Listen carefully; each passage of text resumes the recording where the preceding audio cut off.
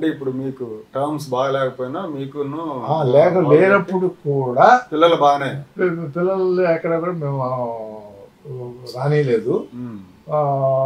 అయితే ఇప్పుడు ఎదుగుతున్నటువంటి పరిస్థితుల్లో వాళ్ళు అబ్జర్వ్ చేస్తూ ఉంటారు కాబట్టి వాళ్ళకి ఉండవచ్చు. కానీ మేము ఎప్పుడు ఏమి మాట్లాడలేదు కాబట్టి, లేకపోతే వాళ్ళు ఏదైనా మాట్లాడారని తెలిసినప్పుడు మేము డిస్కరేజ్ చేయటం కానీ లేకపోతే దాన్ని ఖండించడం కానీ చేయలేదు కాబట్టి మా బాధ్యత అంతవరకే. తర్వాత వాళ్ళు అంత క్లోజ్ అని నేను అనలేను, కానీ ఏదైనా అవసరం ఉన్నప్పుడు లేకపోతే ఏదైనా ఏదైనా కలిసినప్పుడు మాట్లాడుకోవడానికి మాత్రం ఎటువంటి హడిల్స్ లేవు అనేది మాకు తెలుసు. ఆ ఫ్రీనెస్ వాళ్ళ దగ్గర ఉంది. తర్వాత వాళ్ళిద్దరు సిస్టర్స్ ఇద్దరు కూడా మధ్యలో కొంతకాలం ఉండేది.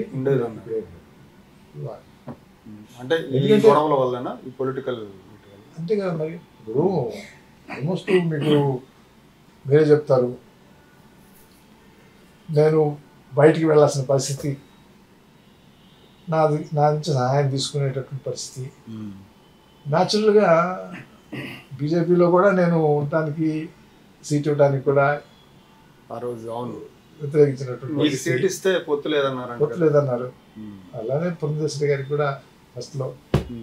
ఈ స్థితి నుంచి మార్పు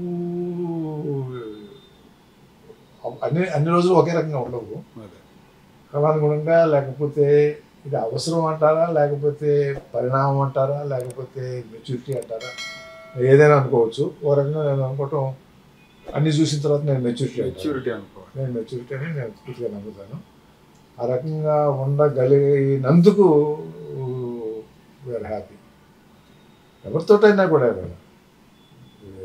ఏదైనా కూడా వాళ్ళ పర్స్పెక్టివ్లో మనం ఆలోచించామనుకోండి.